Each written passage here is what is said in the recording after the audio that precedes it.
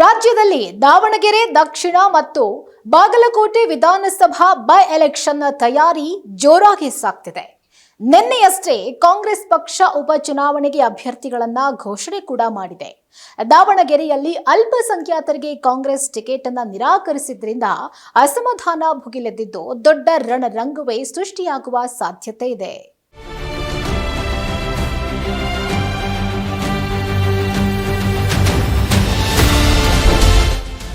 ದಾವಣಗೆರೆಯಲ್ಲಿ ದಗದಗಿಸುತ್ತಿದೆ ಮಿನಿ ಸಮರದ ಅಖಾಡ.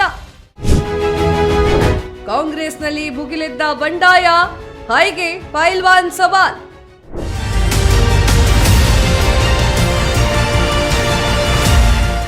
ದಾವಣಗೆರೆ ಉಪಚುನಾವಣಾ ಅಖಾಡ ನಿಗಿ ಕೆಂಡವಾಗಿದೆ.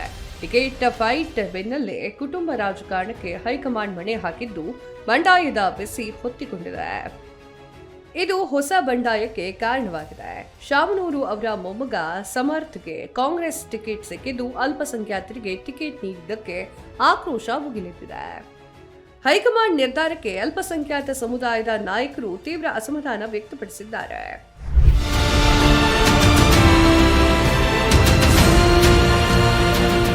ಕಾಂಗ್ರೆಸ್ ಕಾರ್ಯಕರ್ತ ಸಾದಿಕ್ ಪೈಲ್ವಾನ್ಗೆ ಟಿಕೆಟ್ ನೀಡಲಾಗುತ್ತದೆ ಅನ್ನುವಂತಹ ನಿರೀಕ್ಷೆ ಇತ್ತು.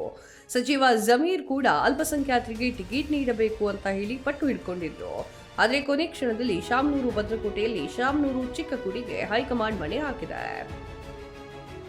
ಹೀಗಾಗಿ ಸಾದಿಕ್ ಪಕ್ಷೇತರವಾಗಿ ಸ್ಪರ್ಧೆ ಮಾಡಲಿಕ್ಕೆ ಸಜ್ಜಾಗಿದ್ದು ದಾವಣಗೆರೆಯಲ್ಲಿ ರಾಜಕೀಯ ಹೈಡ್ರಾಮಾ ಶುರುವಾಗಿದೆ. ಮಿನಿ ಸಮರಕ್ಕೆ ತಕ್ಕ ಪಾಠ ಕಲಿಸ್ತೇವೆ ಅಂತ ಹೇಳಿ ಎಚ್ಚರಿಕೆಯನ್ನ ನೀಡಿರುವಂತಹ ಮುಖಂಡರು ಸಾಮೂಹಿಕವಾಗಿ ನಾಮಪತ್ರ ಸಲ್ಲಿಕೆ ಮಾಡಲಿಕ್ಕೆ ನಿರ್ಧಾರ ಮಾಡಿದ್ದಾರೆ. ಅಲ್ಪಸಂಖ್ಯಾತರ ಸಮುದಾಯದಿಂದ ತೀವ್ರ ಆಕ್ರೋಶ. ಜಸ್ಟಿಸ್ ಫಾರ್ ಮೈನಾರಿಟೀಸ್ ಪೋಸ್ಟರ್ ಹಿಡಿದು ಧರಣಿ. ಉಪಚುನಾವಣೆಯಲ್ಲಿ ಎಸ್ ಮಲ್ಲಿಕಾರ್ಜುನ್ ಪುತ್ರ ಸಮರ್ಥ್ಗೆ ಕಾಂಗ್ರೆಸ್ ಟಿಕೆಟ್ ನೀಡಿದ್ದಕ್ಕೆ ಆಕ್ರೋಶ ಭುಗಿಲೆದ್ದಿದೆ.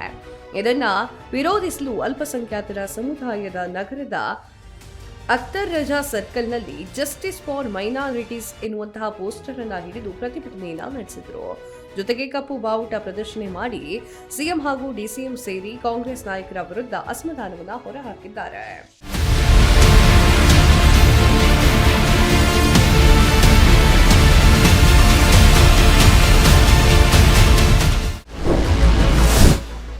ಕೈಗೆ ಬಂಡಾಯದ ಬಿಸಿ, ಕಮಲ ಅರಳಿಸಲು ಪ್ಲಾನ್.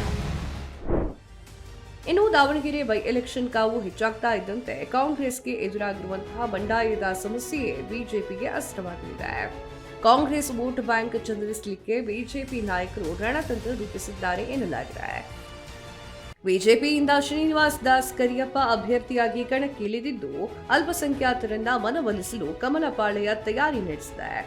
ಸಾದಿಕ್ ಪೈಲ್ವಾನ್ಗೆ ಟಿಕೆಟ್ ತಪ್ಪಿದ್ದು ಪಕ್ಷೇತರವಾಗಿ ನಿಲ್ಲಲು ಪೈಲ್ವಾನ್ ತೊಡೆ ತಟ್ಟಿರುವುದರಿಂದ ಇದನ್ನೇ ದಾಳವಾಗಿ ಉರುಳಿಸಿ ದಾವಣಗೆರೆ ದಕ್ಷಿಣ ವಿಧಾನಸಭಾ ಉಪಚುನಾವಣೆಯನ್ನ ಗೆದ್ದು ಕೈಪಾಳ್ಯಕ್ಕೆ ಚೆಕ್ಮೇಟ್ ನೀಡಲಿಕ್ಕೆ ತಯಾರಿ ನಡೆಸಲಾಗಿದೆ.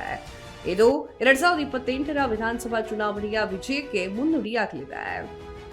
ಕಾಂಗ್ರೆಸ್ನಲ್ಲಿ ಶುರುವಾಗಿರುವ ಬಂಡಾಯವನ್ನ ಹೈಕಮಾಂಡ್ ತಣ್ಣಗಾಗಿಸುತ್ತಾ ಕೊನೆ ಕ್ಷಣದಲ್ಲಿ ಕಣದಿಂದ ಹಿಂದೆ ಸರಿಯುತ್ತಾ ಆಮಿಷಗಳನ್ನ ಒಡ್ಡಿ ನಾಮಪತ್ರ ವಾಪಸ್ ಪಡೆಯುವಂತೆ ಕಾಂಗ್ರೆಸ್ ಹಿರಿಯ ನಾಯಕರು ಮಾಡ್ತಾರಾ ನೋಡಬೇಕಾಗಿದೆ.